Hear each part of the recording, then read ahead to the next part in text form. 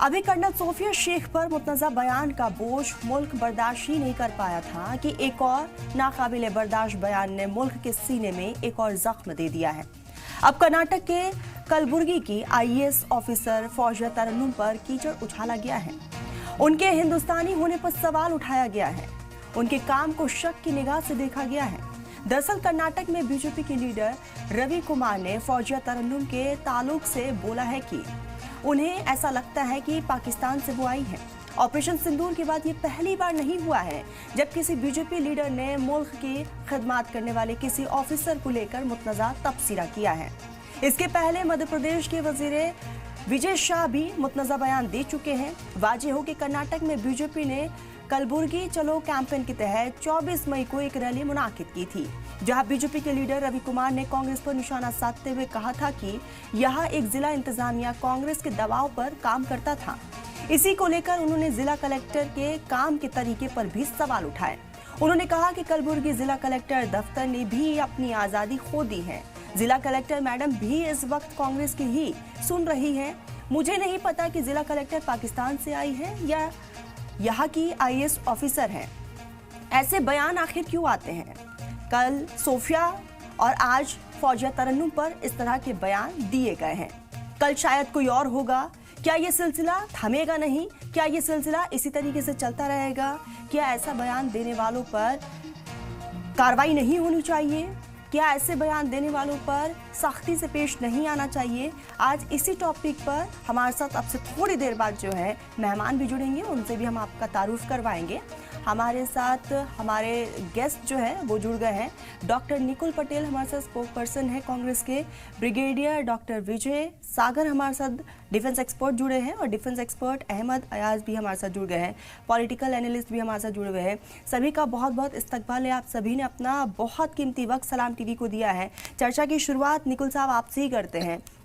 एक तरफ हमने देखा ऑपरेशन सिंदूर, सोफिया कुरैशी का जिक्र हर तरफ हुआ। एक तरफ हिंदुस्तान में महिला सशक्तिकरण की बात होती है, दूसरी तरफ बीजेपी की तरफ से इस तरह के बयान हमने देखा। मध्य प्रदेश से बीजेपी के लीडर ने बयान दिया और अब कर्नाटक से ऐसा ही मामला सामने आया है जहां आईएएस ऑफिसर तरन्नुम को लेकर बयान दिया गया है। क्या जो हिंदुस्तान की सेवा कर रहे हैं वो पाकिस्तान से आए हैं?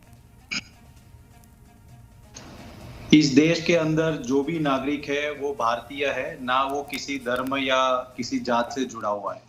पर भारतीय जनता पार्टी की जो मानसिकता है यहाँ पे उनके मंत्रियों द्वारा ये फलित हो रहा है कि किस तरह का वो अपने जहन में ये जो जहर है वो रख रहे हैं, जिसका बहुत ही उत्तम उदाहरण हमने मध्य प्रदेश से देखा।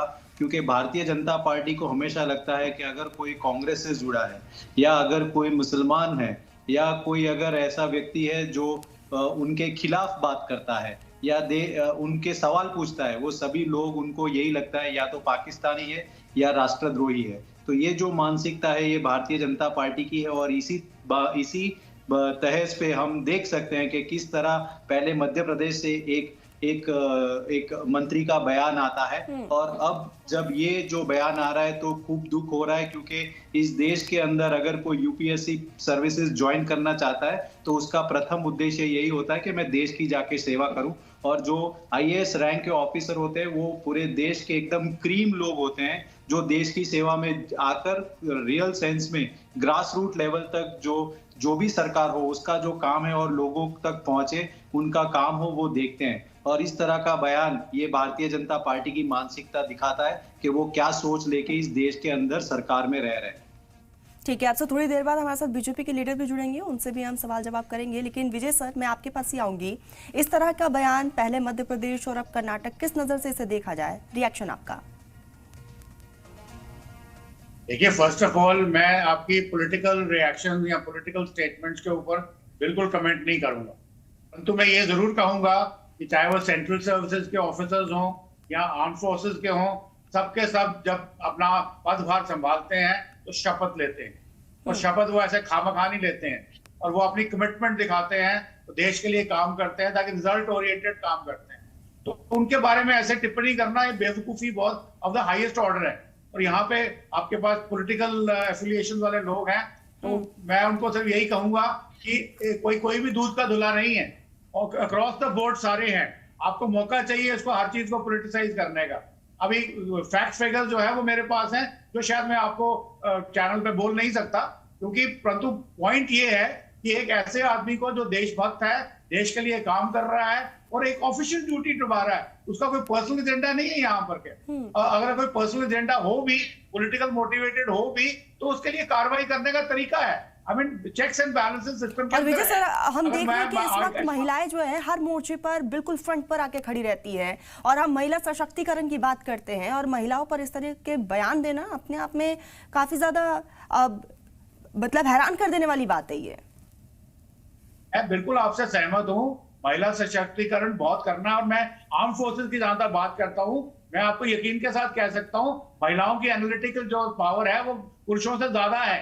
महिलाओं को ऑफ कोर्स कुछ जगह पे नहीं भेजा जा सकता for reasons which are social, but otherwise जहां जहां पे उनको काम पे लगाया जाता है, they do a wonderful job. और उनके जो रिजल्ट ओरिएंटेड काम होते हैं, उनका जो एक मेंटल बैलेंस है, इमोशनल बैलेंस है, that is much better than the main. आदमी जल्दी से इमोशनल हो जाता है, उत्तेजित हो जाता है, तो महिला सोच सकती है कि इसका दूरगामी परिणाम क्या होगा, तो उसकी सजा नहीं देनी है उसको। अभी जैसे अगर आप बात कर रहे हैं अपने आर्मी के स्पोक्स पर्सन की, तो she has done a wonderful job. उसकी एक अपॉइंटमेंट थी विच शी अर्न्ड, उसको किसी ने कोई फेवर नहीं किया।